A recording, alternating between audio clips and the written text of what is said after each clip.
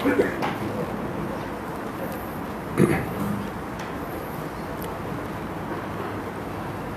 dahulu kita buka kitab Bekal Akhirat.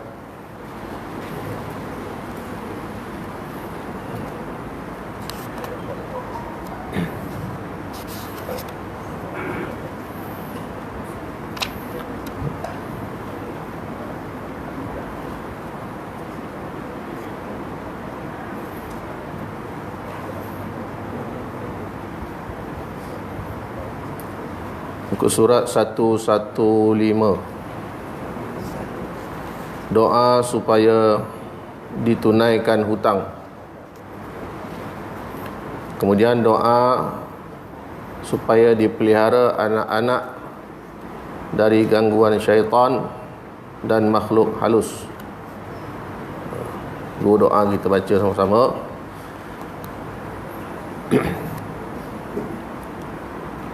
Bismillahirrahmanirrahim. Allahumma inni a'udzu bika minal hammi wal hazan wa a'udzu bika minal ajzi wal kasal wa a'udzu bika minal jubni wal bukhl wa a'udzu bika min ghalabati ad-daini wa qahrir rijal. Allahumma aghnina bihalalika an haramika wa bi ta'atika an ma'siyatika wa bi fadlika amman siwak. Doa supaya dipelihara anak-anak. Rabbana hab lana min azwajina wa dhurriyyatina qurrata a'yun waj'alna lil muttaqina imama. U'idzuka bil wahidis samad min syarri kulli dhi hasad. حصنتك بالحي القيوم الذي لا يموت أبدا ودفعت عنك السوء بألف ألف لا حول ولا قوة إلا بالله العلي العظيم.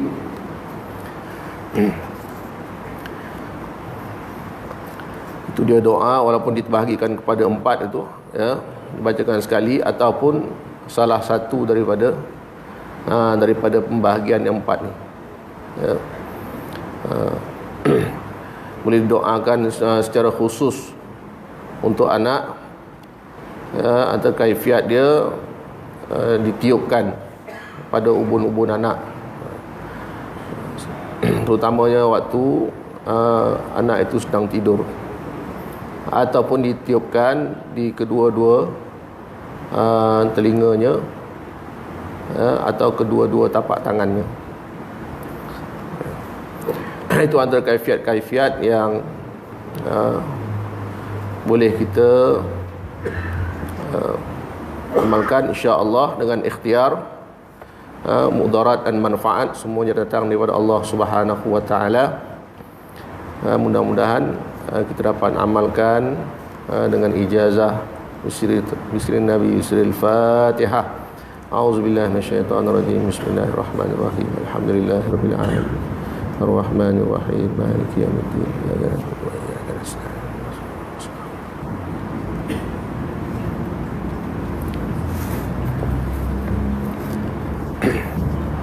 Bismillahi khairil asma'.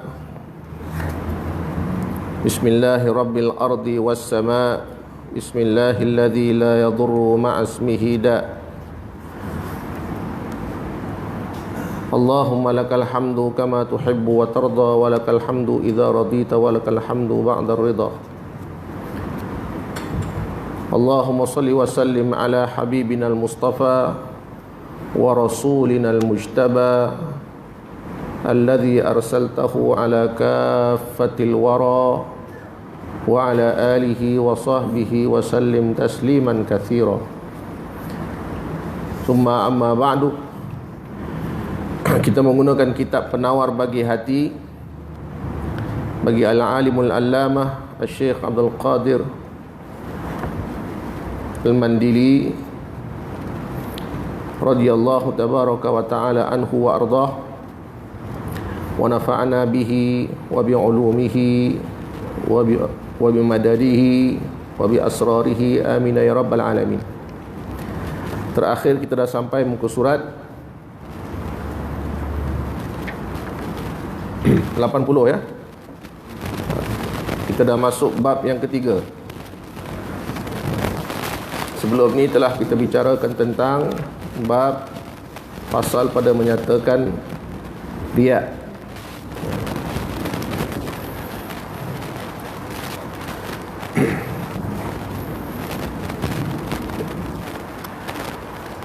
Bab yang ketiga, perangai yang dipuji. Qala al-musannif rahimahullah, 10 perangai yang dipuji. Ketahuilah bahawa perangai yang dipuji itu banyak, dan saya sebutkan di sini 10 perkara kerana mengikut apa yang disebut oleh Imam Al-Ghazali di dalam kitab Al-Arba'in.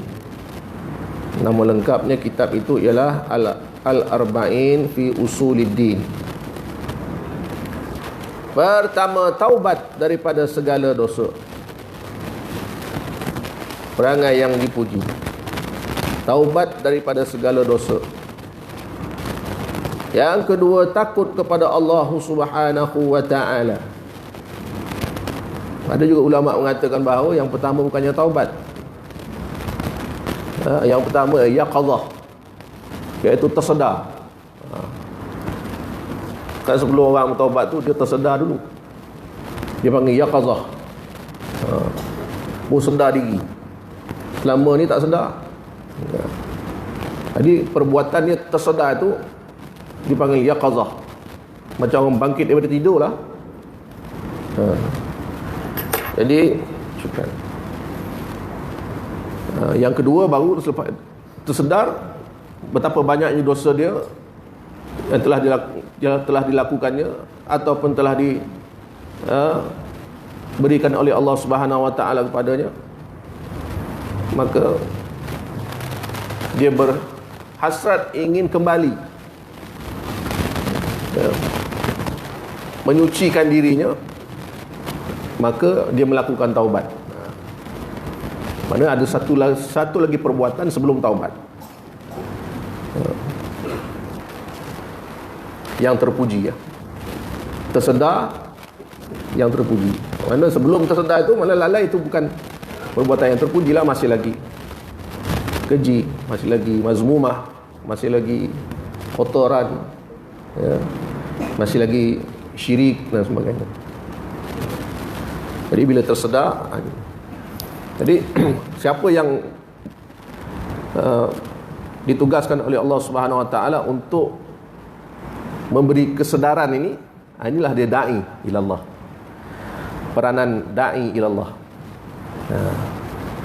Da'i ini bukannya orang yang macam mufti ya, ni hukum, ni halal, ni haram, ni halal, ni haram, ni harun, ni sunat, ini makruh, ini bid'ah, ini sesat, ini kerja mufti lah. Da'i ini dia orang yang berkasih sayang, orang yang rahmat, orang yang ya, meraihkan, orang yang kata-katanya indah ya, dan dia mampu merangsang orang lain. Tak semesti dengan kata-katanya, bahkan dengan hal keadaan dia pun merangsang orang lain untuk tersedar.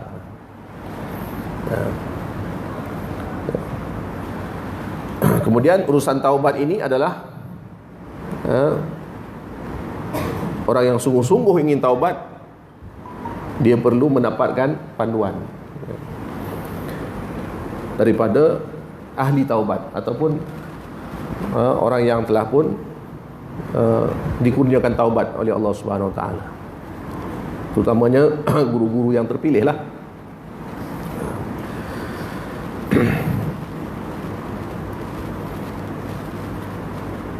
Yang ketiga, zahid, yakni tidak suka kepada dunia dan berpaling daripadanya.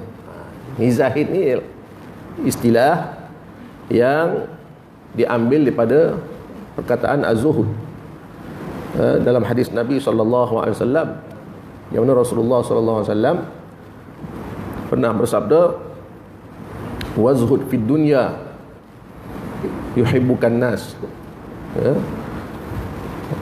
Jadi perkataan az-zuhud ni adalah hadis Nabi SAW. Maknanya tidak suka kepada dunia dan berpaling daripadanya. Dunia ini maksudkan sini sebagaimana yang kita bincangkan sebelum ini,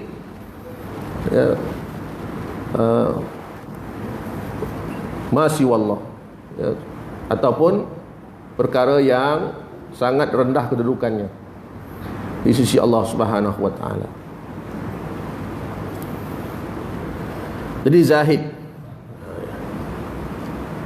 ini juga dijadikan sebagai salah satu daripada sifat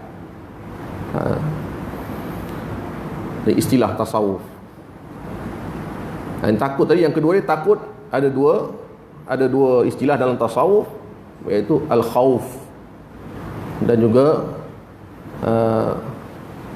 at-taqwa, ya. Ataupun lagi satu al-khasyah. Kita akan jumpa istilah-istilah ni, al-khasyah, al-khauf, at-taqwa. Ini istilah yang sama, makna yang sama, menunjukkan bahawa ada tempat yang kita paling takut sekali. Ya. Kita hari ini memanglah ditakuti dengan macam-macam, ya. Sampai peringkat tengok polis pun kita dah takut dah. Padahal bukan itu tempat untuk kita meluahkan ketakutan kita, tidak. Tapi kalau tak ada polis, kita berani semula. Maknanya yang lebih layak untuk ditakuti itu ialah Allah. Sebab Allah tu di mana-mana. Allah itu tidak terpisah dengan kita, dan sentiasa memerhatikan kita, sentiasa mengawasi kita. Mana mungkin kita tidak boleh untuk menerbitkan perasaan takut kepadanya. Jadi kalau orang tak takut Allah, istilah yang lain dikatakan sebagai lupa Allah, lalai, tidak ingat Allah. Kalau orang ingat Allah, maka dia sekali dengan al-khasyah, al-khauf. Kemudian sabar, ini kita akan urai lagi nanti. Keempat sabar, kelima syukur, keenam ikhlas, ketujuh tawakal, dan kelapan kasih kepada Allah, mahabbatullah, mahabbah. Istilah lain panggil mahabbah. Ya, kesembilan redha dengan qada Allah Subhanahu Wa Taala. Kesepuluh zikrul maut, mengingati mati. 10 perangai yang dipuji, mengingati mati. Sekadar ingat mati itu pun sudah terpuji, ya.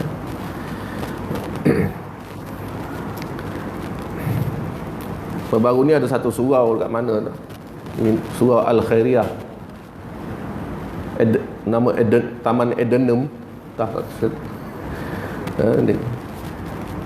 Dia hubungi saya, Ustaz minta ajar satu kitab atau satu bab khusus alam barzakh dia.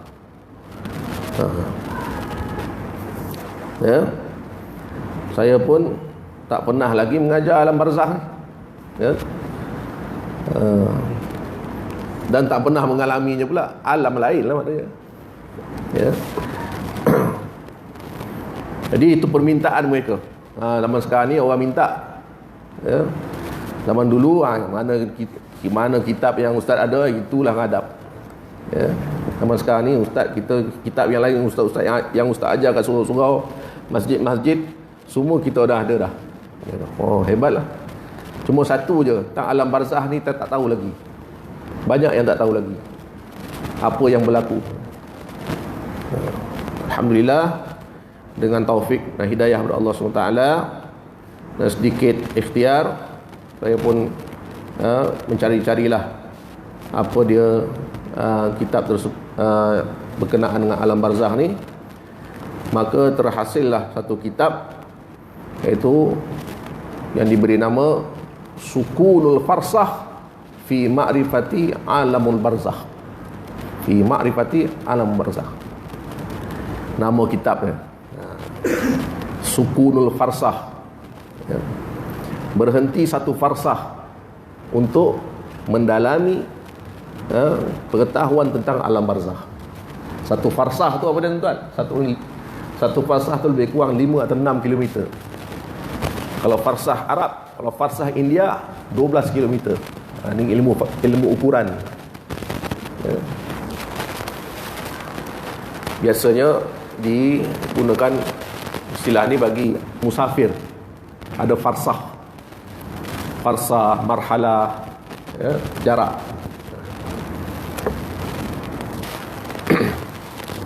Jadi kitabnya Sukunul Farsakh fi Ma'rifati Alamil Barzakh.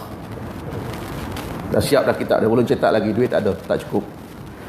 Kalau sponsor insya-Allah lah 1000 saya cetak. Tak banyak muka surat dia, 9 muka surat dia. Ya, termasuk kulit. Tengah cari sponsor ni, nak cetak kitab, ya, untuk manfaat apa ni ahli jemaah di surah Al-Khairiyah Adenium di Bukit Beruntung. Dan saya akan sebut secara tafsil, yakni terperinci dalam 10 fasal. Wallahu a'lam, Allah lah yang lebih mengetahui. Dia akan sebut secara terperinci, tafsil.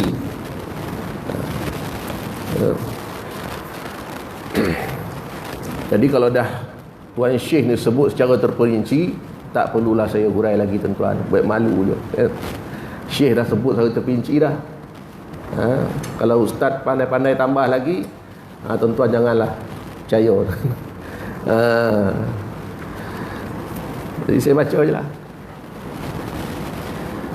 Taubat sangat dituntut.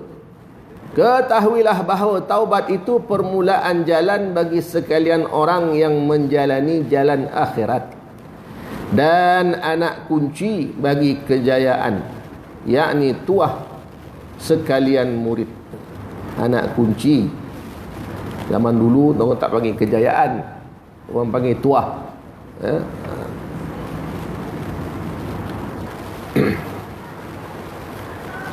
Dan taubat daripada segala dosa itu wajib disegerakan, sekalipun dosa kecil.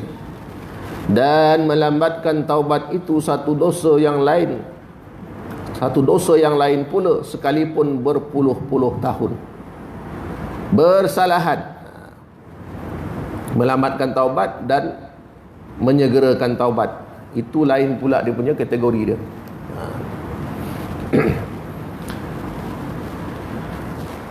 Bersalahan bagi kaum Mu'tazilah, selain daripada ahli sunnah wal jamaah, golongan liberal lah, liberal moden. Mu'tazilah moden ni, zaman moden ni dipanggil liberal, Islam liberal, ya. Bersalahan bagi golongan Mu'tazilah yang mana mereka berkata dengan berbilang-bilang dosa harus melambatkan taubat itu dengan sebab panjang masa. Dengan sebab panjang masa maka harus melambatkan taubat, bukan segera. Ahli sunnah suruh segera, Mu'tazilah suruh lambatkan taubat. Hujah dia sebab panjang masa lagi, dia kata.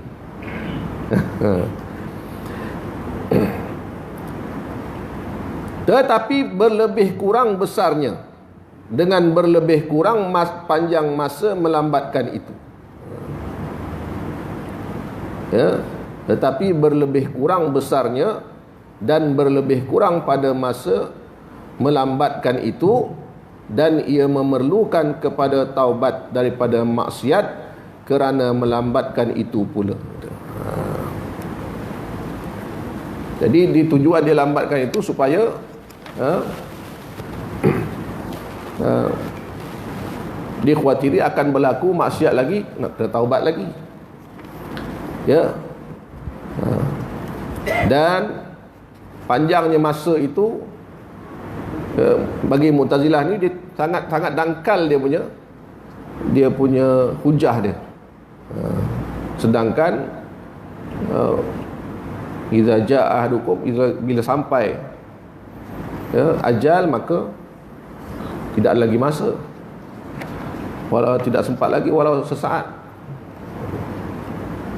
Jadi hujahnya ini ditolak oleh ahli sunnah wal jamaah. Seperti ia wajib taubat daripada maksiat yang pertama, kemudian dia mengetahui segala dosanya secara terperinci, nescaya wajib atasnya bertaubat daripada semuanya dengan satu persatu, dan tiada memadai dengan satu taubat sahaja bagi segala dosanya itu. Dan jika ia tiada ingat secara terperinci segala dosanya, maka hendaklah ia berkata, jika ada bagiku dosa yang aku tiada mengetahuinya, maka aku bertaubat daripadanya kepada Allah, dan bahawasanya diri taubat itu satu ibadat yang dijanjikan pahala kerananya. Adapun kehilangan siksa selepas taubat, maka ia terserah kepada Allah Ta'ala.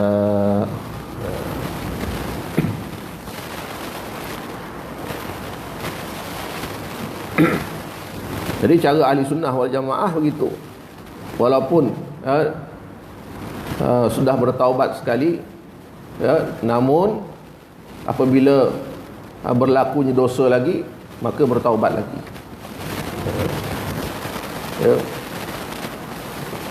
Mu'tazilah tak ada, dijamak dulu, semua dosa dah khalas, taubat satu kali.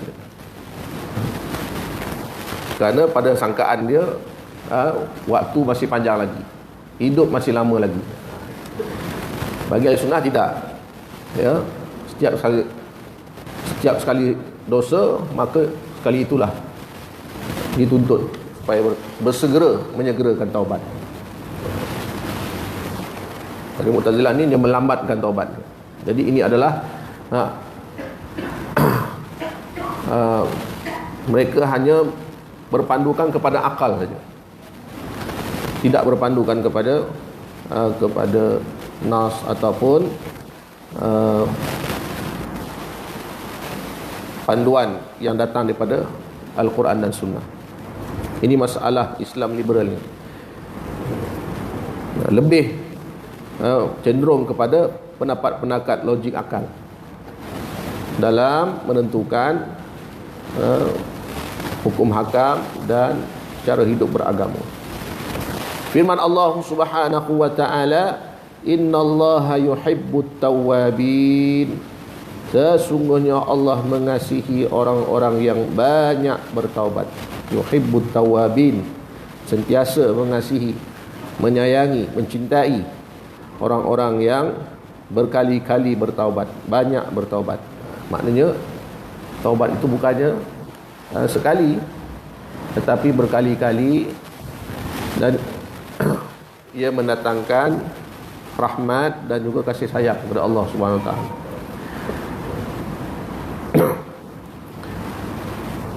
Berkali-kali yaqazah, berkali-kali taubat, berkali-kali yaqazah, berkali-kali taubat. Maksiat pun berkali-kali juga. Kita pun ada juga maksiat kita, masih lagi belum kita selesaikan, dan Allah masih lagi beri tempoh untuk kita yaqazah dan taubat.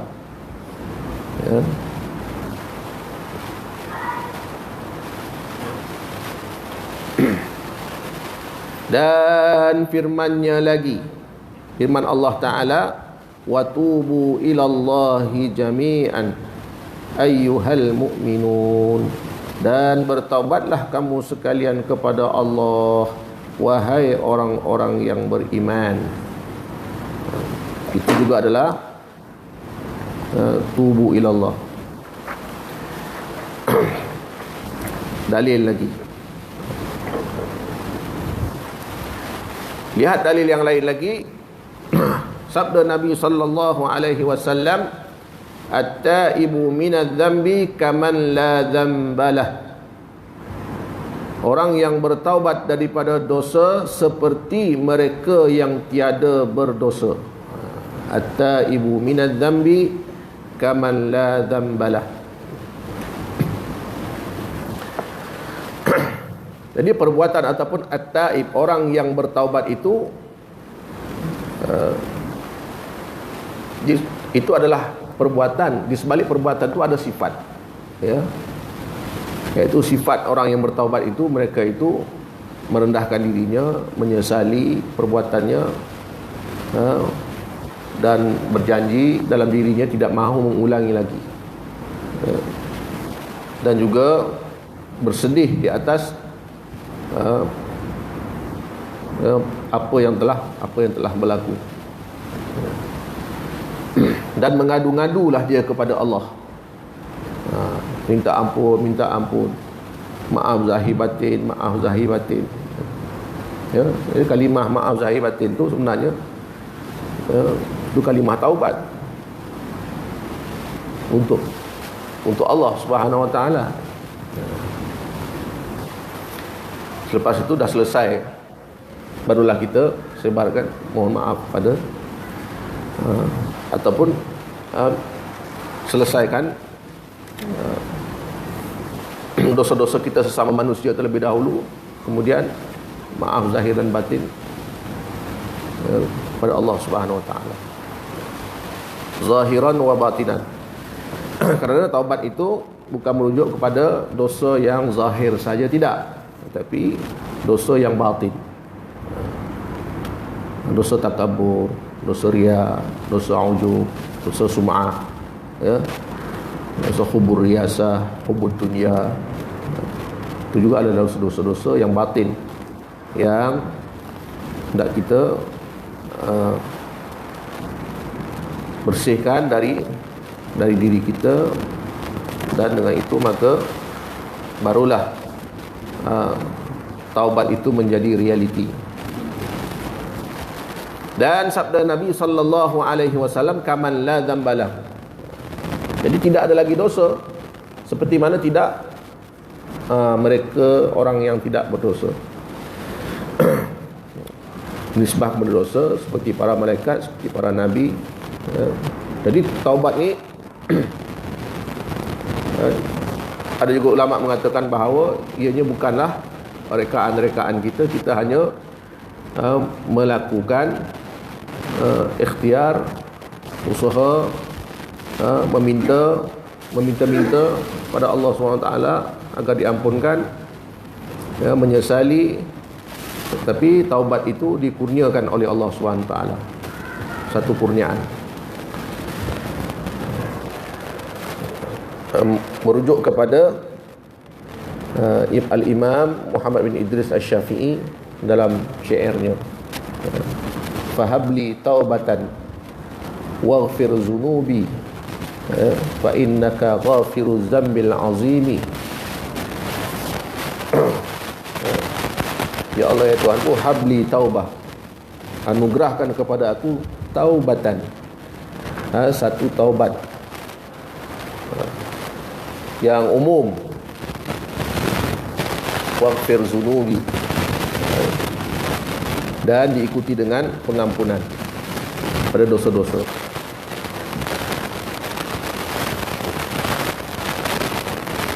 Jadi seolah-olah apa yang disebut Imam Asy-Syafi'i itu adalah satu perkara yang bukannya kita punya, tapi datang dari Allah.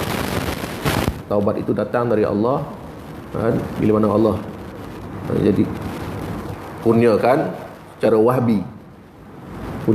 wahbi, ya, secara anugerah, itulah yang terbaik sekali.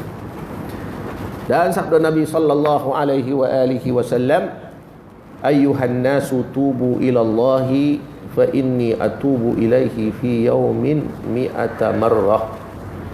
Wahai manusia, taubatlah kepada Allah Ta'ala, sesungguhnya aku bertaubat kepadanya dalam satu hari sebanyak 100 kali. Jadi amalan taubat ni bukannya amalan zahir tuan ya. Dia amalan batin, amalan rohani. Dimulakan kan? Kerana tersedar ataupun yaqazah sebelum taubat itu tadi adalah rohani. Bukannya kita melompat. Itu bukannya yaqazah. Ataupun kita hantukkan kepala ke dinding, itu bukan taubat. Ataupun kita ambil TV kita pecahkan, ya, itu bukan taubat. Bagaimana yang dipaham oleh setengah orang. Habis semua handphone dia baling, benda-benda gadget-gadget semua dia buang, ya.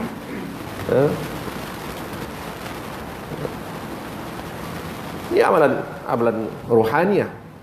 Ya.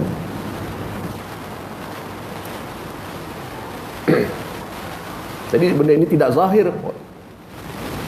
di kalangan siapa pun. Kita tak nampak pun imam, dia sama-sama istighfar, mana satu yang dapat taubat kita pun tak tahu. Ya.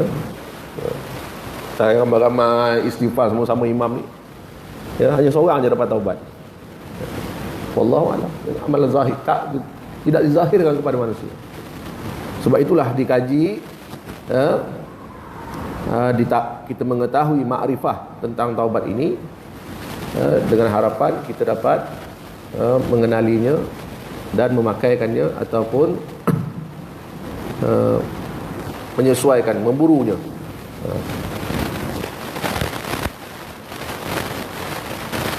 100 kali bagi Nabi SAW satu hari. Jadi hadis ini diriwayatkan secara sahih oleh Imam Muslim.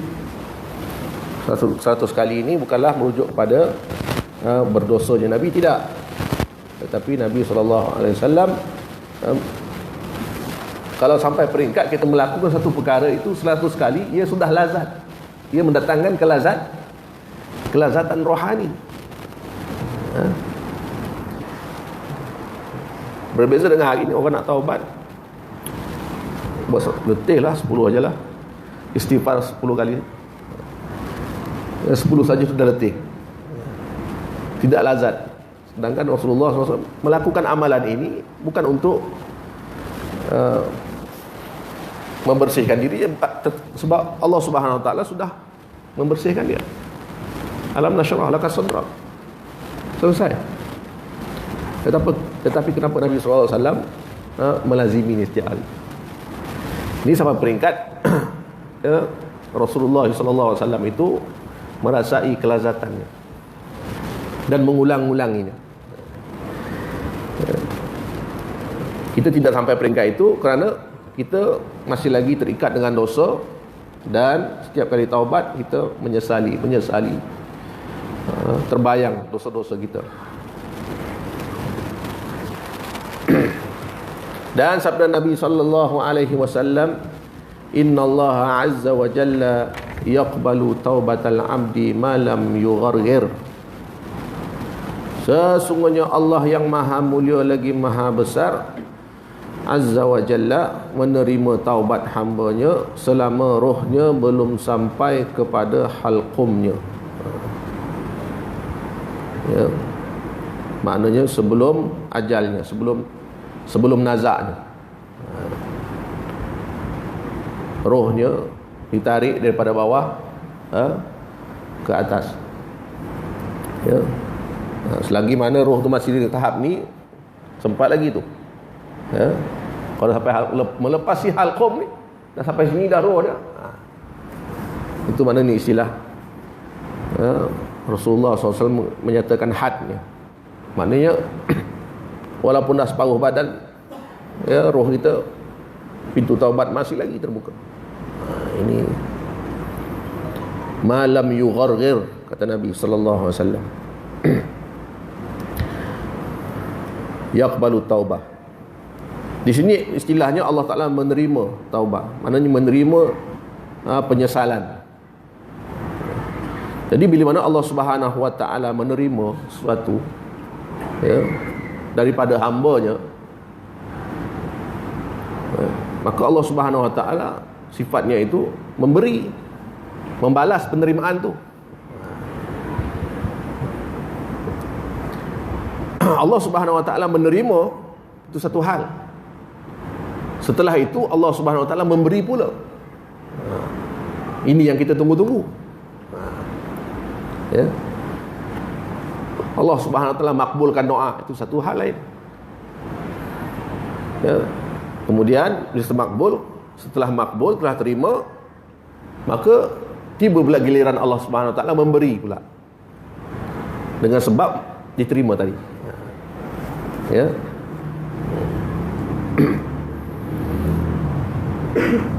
Dan inilah yang dikatakan sebagai mahabbah, rahmat tadi. Nak sebut rahmat tadi macam itulah. Saling memberi antara kita dengan Allah. Kita memberi pada Allah, Allah memberi pada kita. Inilah rahmat.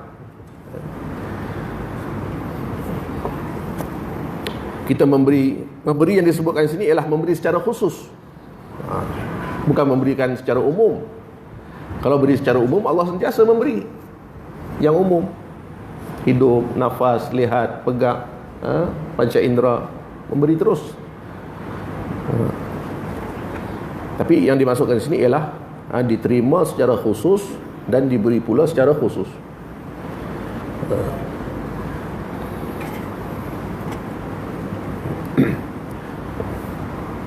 Dan sabda Nabi sallallahu alaihi wasallam, "Man taba qabla an tatlu asy-syamsu min maghribiha taballahu alaihi." Rawahu Muslim. Sesiapa yang bertaubat sebelum naik matahari daripada tempat lenyapnya, nescaya Allah Ta'ala menerima taubatnya. Maknanya waktu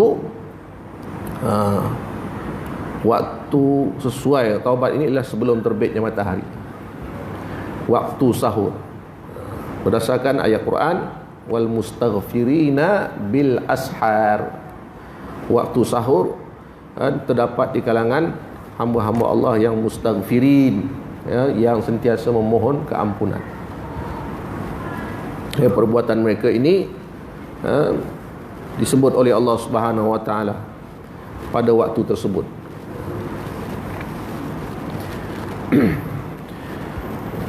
Jadi istilah sahur dalam syariah itu sahur, makan sahur lah. Sebab esok nak puasa, macam-macam lah, dia punya kelebihan dan fadilat dan sebagainya. Namun dari sudut tasawuf, waktu sahur ini adalah waktu taubat, waktu istighfar, waktu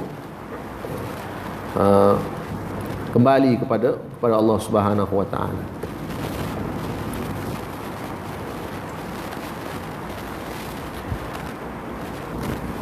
Ketahuilah bahawa makna taubat itu pada bahasa bererti kembali dan pulang. Ya, pada segi bahasa kembali dan pulang. Maknanya, ya, sebelum kita pergi, ya, kita memang sudah bersih, suci. Kita pergi, kemudian kita dikotori dosa, noda, dan kita nak pulang.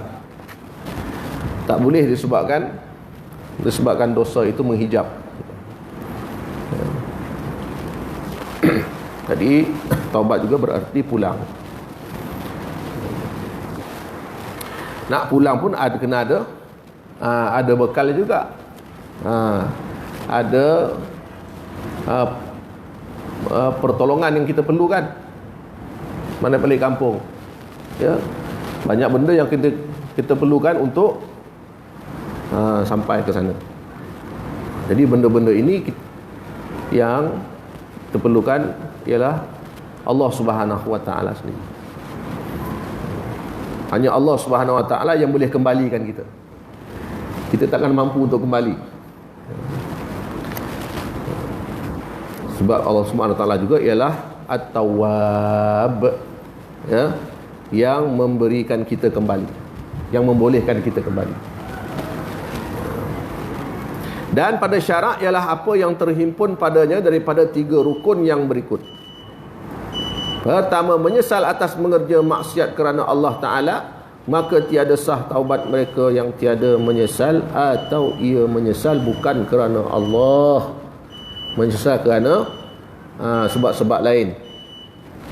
Seperti ia menyesal kerana bala yang turun atasnya disebabkan maksiat itu. Dah kena uji, kena bala, aksiden dan sebagainya, maka anak meninggal, isteri meninggal, suami meninggal, ya, maka berubah sifat dia. Jadi ini bukan dikatakan taubat di sudut syarak. Itu penyesalan yang dibangsakan kepada makhluk, menyesali sebelum ni buat dosa, tak henti-henti, dia isteri meninggal langsung berubah, buat dosa tak henti-henti, anak meninggal, aksiden, ya, dalam keadaan yang sangat menyayat hati, langsung berubah. Ataupun rumah terbakar, langsung berubah, sebelum ni tak ingat, ya. Jadi ini bukan taubat, ya. Perubahan sebentuk itu bukan taubat, itu disebabkan ada sebab-sebab makhluk.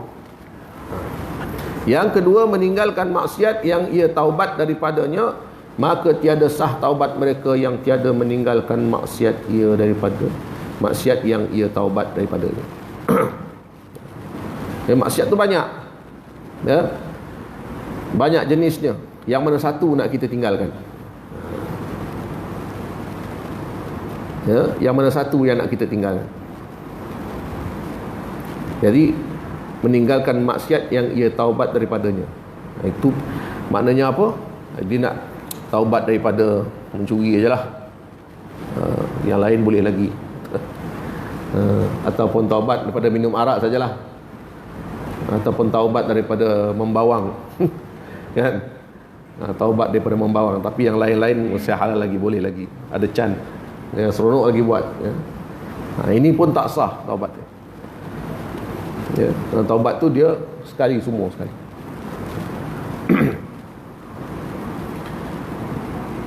Yang ketiga, bercita-cita atas tiada kembali lagi kepada melakukan maksiat seumpama itu yang ia taubat daripadanya, maka tiada sah juga taubatnya. Bercita-cita tiada kembali lagi kepada melakukan maksiat seumpama itu yang ia taubat daripadanya. Taubat yang daripada dosa yang khusus tadi,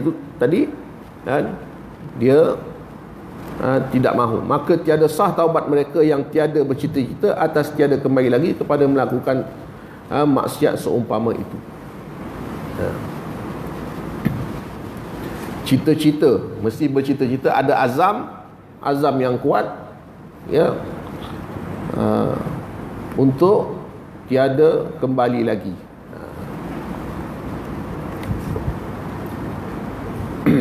Jadi ini kalau tidak ada azam yang kuat, maka tidak sah taubat.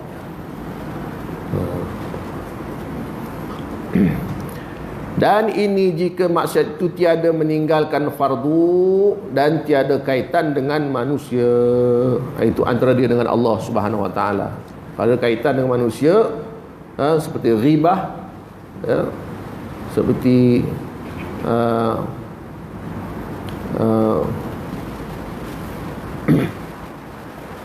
mencaci maki dan sebagainya, ini adalah yang berkaitan dengan manusia dan perlulah diselesaikan ataupun minta halalkan daripada manusia yang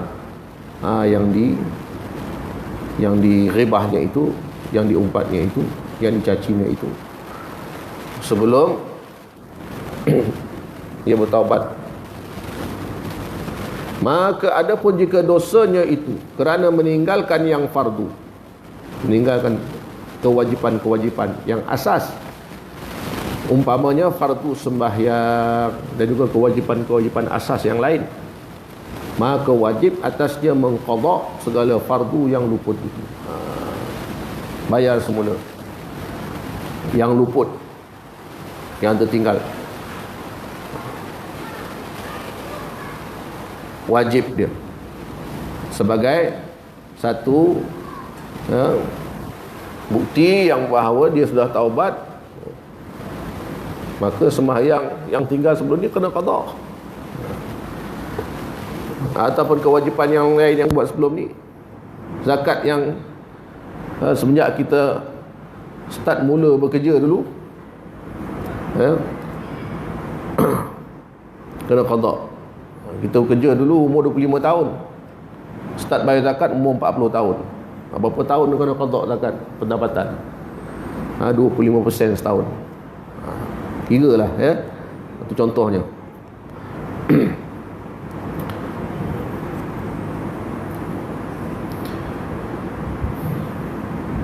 Jadi ada tindakan selepas taubat. Bukan selepas taubat nangis, geleng kepala, lepas tu tak ada tindakan apa-apa, duduk diam saja. Tidak, yang luput darah dibayar semula, diqada semula, yang tertinggal darah dilakukan semula. Ini tanda. Dan jika maksiat itu berkaitan dengan manusia seperti mencuri harta orang, maka disyaratkan ia memulangkan harta itu atau digantikannya kepada empunyanya, atau ia meminta halal daripadanya dengan satu persatu, mengikut mazhab kita Syafi'i. Itu minta halal dan minta maaf satu persatu. Jangan secara umum aja, tak boleh.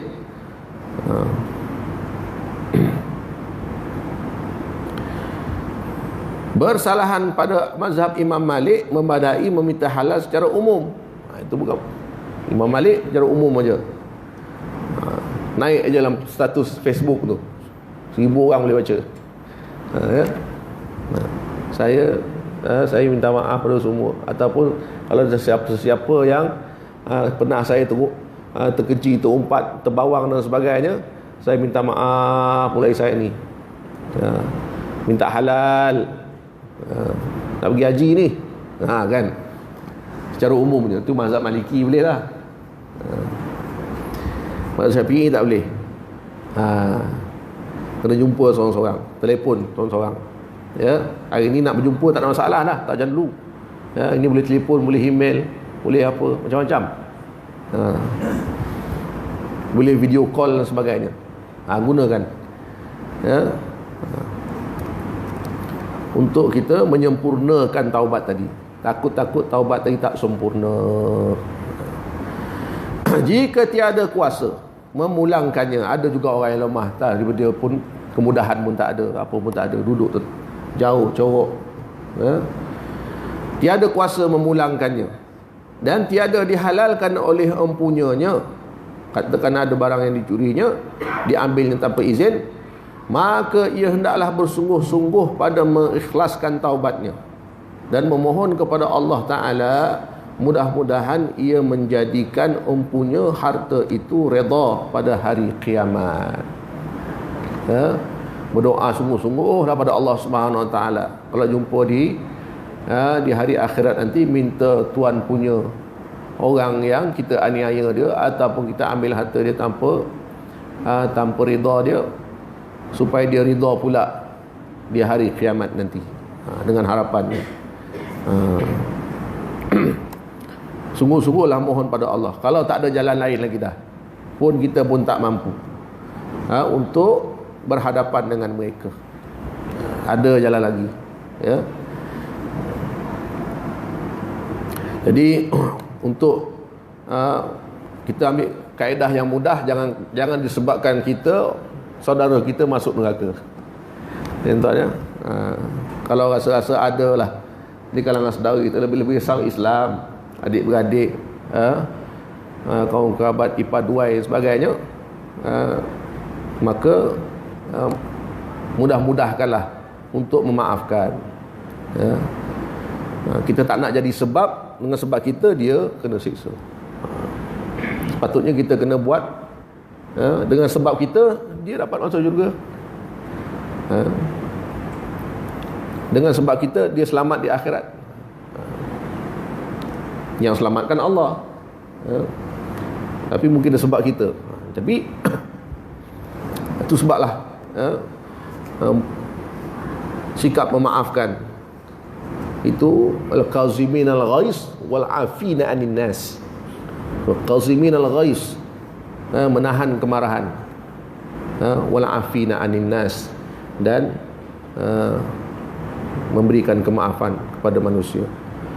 Ini antara sifat-sifat mukmin yang disebutkan dalam Quran. Dan antara syarat taubat itu ketika ketiadaan sampai roh kepada halqum, dan ketiadaan naik matahari dari sebelah barat, seperti yang disebut pada 2 hadis yang lalu.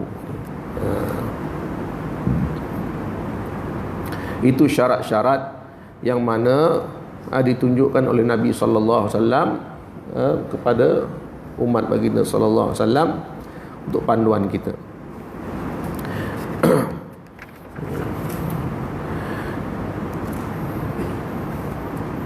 Memang panjang perbahasan taubat ni, sebab ini adalah perkara yang sangat-sangat penting dalam hidup kita, dan inilah yang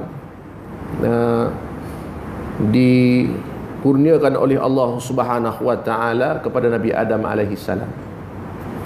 Wa ala nabiyina afdhalus salat wa taslim. Perkara pertama yang luar biasa, yang tidak pernah dirasai oleh malaikat, yang tidak pernah dirasai oleh iblis dan keturunannya, ialah inilah, iaitu satu nikmat dapat kembali kepada Allah Subhanahu wa taala. Ya.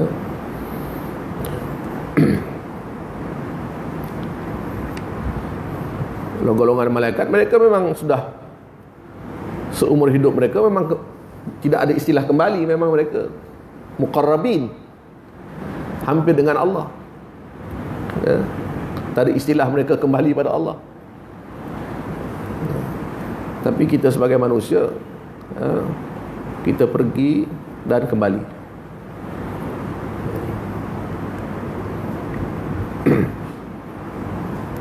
Terpisah dan melekat kembali. Jadi itu sifat kita, jangan sampai kita terpisah terus. Itu. Baik.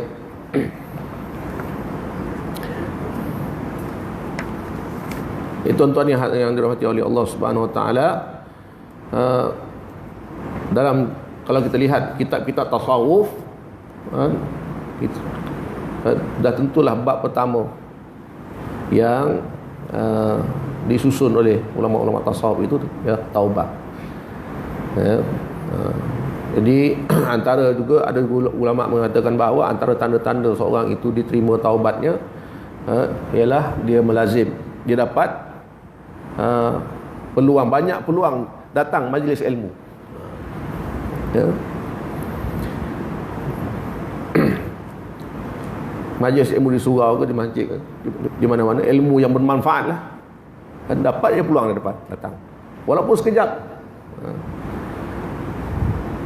walaupun sekejap, tapi dapat, sempat dia datang majlis ilmu. Kerana majlis ilmu ni majlis Allah, majlis Rasulullah SAW, ustaz apa semua ulama, sebagai wasilah aja, ya, sebagai syarat jadi je. Tapi ini majlis Allah Subhanahu wa taala nak tebarkan manfaat, ya, nak jauhkan kita daripada mudarat. Ya. Jadi tidak heranlah majlis ilmu itu didatangi oleh para malaikat, ya, diraikan oleh para malaikat, sehingga kan ikan-ikan di lautan pun turut mendoakan orang-orang yang berada dalam majlis ilmu, mendoakan keampunan. Jadi itu tanda-tanda jelas yang boleh kita lihat. Jadi kita bersangka baiklah, ya, kepada saudara-saudara kita yang sama-sama datang majlis ilmu. Ya, inilah, ya, Allah Subhanahu wa taala kurniakan taubat yang nikmat. Taubat bukan lagi taubat yang menyeksakan ataupun taubat yang berbentuk penyesalan, tidak. Peringkat taubat yang dirasai oleh para nabi, bermula dari Nabi Adam alaihissalam, ialah bukan taubat penyesalan, tetapi taubat mereka ialah taubat yang dinisbahkan kepada kelazatan. Lazat taubat itu, bukan lagi sesal. Jadi itu perbezaan di antara itu. Sebab di kalangan Nabi ini kita tak boleh, tidak ada seorang mereka ini yang kita boleh nisbahkan mereka ini berdosa, bahkan mereka maksum. Kerana taubat, kedudukan taubat mereka itu sebagai satu, Allah Ta'ala nak menzahirkan kepada umatnya bagaimana ahwalnya taubat yang sebenarnya, dizahirkannya kepada nabi-nabi sebagai tunjuk ajar, tunjuk cara. Jadi kita yang bukan nabi ni tuan-tuan, hanya mengambil panduan dan dengan harapan kita dikurniakan taubat oleh Allah Subhanahu wa taala. Wa huwallazi yaqbalu taubata an ibadihi. Dalam surah Asy-Syura, dialah yang menerima taubat daripada hamba-hambanya. An ibadihi. Ayat itu sebut an ibadihi, maknanya daripada hambanya. Jadi ciri-ciri hamba tu kena ada dululah. Ya. Ciri-ciri hamba kena ada dulu. Untuk sebagai salah satu syarat taubat itu diterima. Jadi kedudukan yang paling tinggi tuan-tuan, maqam yang paling tinggi ialah maqam hamba pada Allah. Abdullah, ya. Inilah maqamnya Rasulullah sallallahu alaihi wa alihi wasallam, hamba Allah Subhanahu wa taala. Jadi kita kita nak dikurniakan kedudukan sebagai hamba Allah Subhanahu wa taala ini, banyak kena melalui amal ibadah yang kita lakukan. Tanda perhambaan. Ibadah itu pun adalah bentuk perhambaan kita.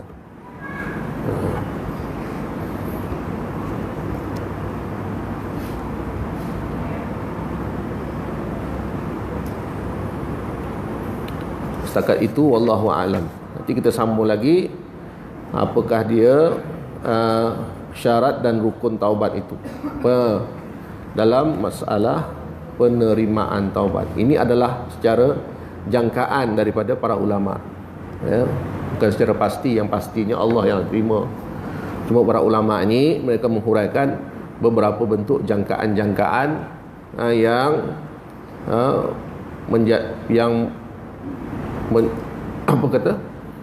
menyebabkan hampir-hampir menunjukkan bahawa taubat itu diterima, ya. Namun Allah Subhanahu wa taala sajalah yang menerima. Wallahu a'lam. Ada soalan tak tuan-tuan? Tafadhal. Selain daripada dosa-dosa besar, yang kita tahu apa, antara Ramadan dan Ramadan, antara Jumaat dan Jumaat, antara solat ke solat, waktu solat ke waktu solat, kita diampuni dosa-dosa yang kecil, kan, dosa-dosa selain daripada dosa-dosa besar. Jadi taubat itu perlukah dosa kecil dan dosa besar ke dosa-dosa besar? Baik. Terima kasih soalan Tuan Said kita.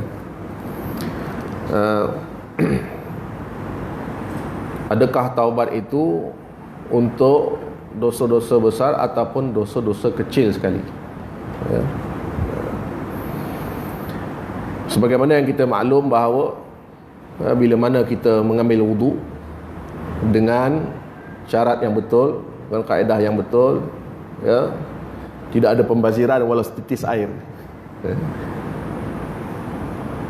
ya, maka akan gugurlah dosa-dosa daripada dosa-dosa daripada anggota-anggota wudu. Sekali dengan gugurnya air. Ya. Sekali gugurnya air. Ini yang disebutkan dalam hadis. Namun syarat-syarat wudu itu perlulah diperhatikan agar tidak berlaku pembaziran. Kerana kita ni dah biasa mewah ya. Kadang-kadang kita tak nampak pembaziran dalam aspek wudu. Jadi kita menyangka bahawa dosa sudah diampunkan, bahkan tetapi tambah lagi dosa. Ya. Baik. Dalam bab dosa dan pahala, ini adalah kedua-duanya adalah pemberian Allah SWT. Allah beri. Ya. Beri pahala ni untuk apa, dan beri dosa ni untuk apa. Ini pemberian Allah. Dua-dua ni anugerah Allah. Pemberian Allah Subhanahu Wa Taala. Diberi kepada sesiapa yang dikehendaki. Cuma apakah tindak balas kita bila mana dapat pemberian ni? Bila mana Allah Subhanahu Wa Taala beri pahala, tindak balas kita ialah bertambah memperhambakan lagi diri kita, mau memperbaiki lagi. Tapi bila mana Allah Subhanahu Wa Taala beri kita dosa, tak kira sama ada dosa kecil ataupun dosa besar, dosa kecil itu menyebabkan berlakunya perpisahan kita dengan Allah secara zahir, dan dosa besar itu menyebabkan kita terpisah dengan Allah Subhanahu Wa Taala secara zahir dan batin. Kita tidak lagi tauhid kita sudah hilang. Jadi ini akibat dosa besar tadi. Jadi istighfar ataupun taubat ini tuan-tuan ialah bila mana kita dikurniakan, Allah Ta'ala terima taubat pada seorang hamba, balasan daripada Allah Subhanahu Wa Taala itu ialah tauhid.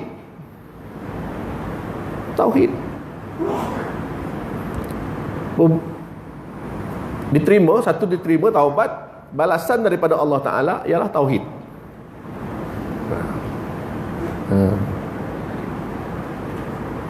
Bukan kita mentauhidkan Allah, kita tidak mentauhidkan Allah. Istilahnya bukan kita mentauhidkan Allah, Allah yang bagi tauhid. Allah yang bagi tauhid pada kita. Disebabkan kesungguhan kita tadi, melakukan apa yang ditunjuk ajar oleh Nabi SAW tadi. Ya. Sepaling-paling mudahnya, sebagai umat Nabi Muhammad SAW, umat Muhammad khusus, taubatnya dimudahkan dengan ucapan Astaghfirullahalazim. Sebagaimana orang mengucap 2 kalimah syahadah, mengucap saja sudah boleh masuk Islam. Demikian juga dengan Astaghfirullahalazim sudah boleh dianggap dosanya diampunkan. Pada anggapan kita lah dosanya diampunkan, sebab dia dah istighfar. Namun di sisi Allah masih ada lagi beberapa pertimbangan lain, kita tak tahu.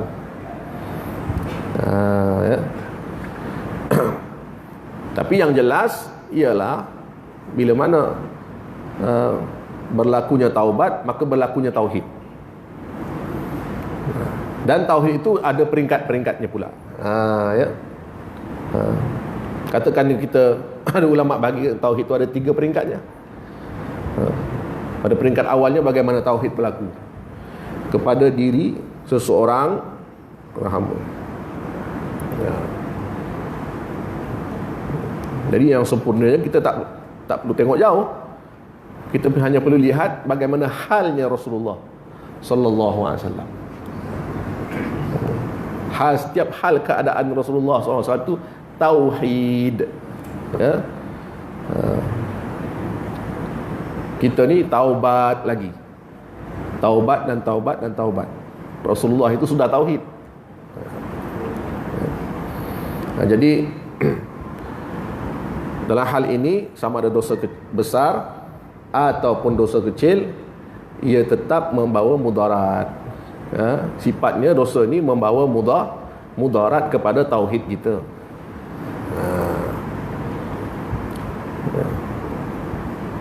Kalau kita nisbahkan dosa kecil, dosa besar ni akan menyebabkan kita masuk neraka, di mana Allahnya?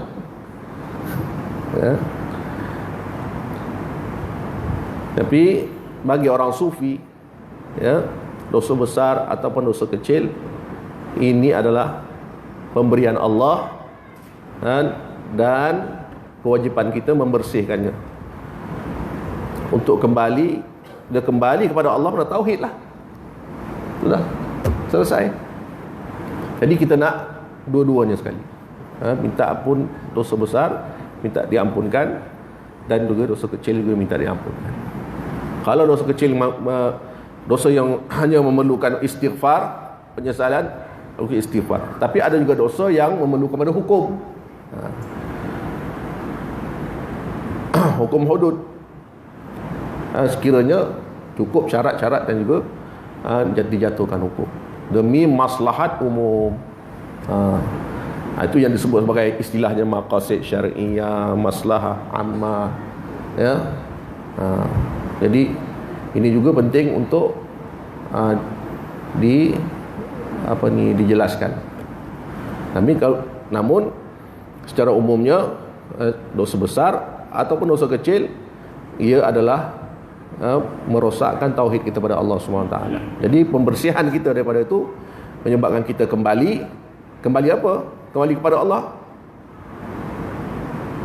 Istilahnya kembali pada Allah itu istilahnya tauhid lah. Tauhid itu kembali pada Allah lah. Nah, itu maknanya tuan ya. Jadi kadang-kadang istilah itu menyebabkan kita salah faham, ataupun huraian itu kita tak jumpa istilahnya. Jadi begitu juga dengan kemudian bila berlaku tauhid, hal keadaan tauhid itu ialah sifatnya, dan hal keadaannya wahdah. Itu istilah diberikan bila mana tauhid itu dapat dipertingkatkan, lebih mendatangkan kelazatan, maka dia akan sampai itu peringkat wahdah. Jadi ini juga membantu untuk kita menjadikan membersihkan diri kita dan dikurniakan seterusnya dengan akhlak. Wallahu alam. Demikianlah sikit sebanyak Tuan Zaid, mudah insya-Allah.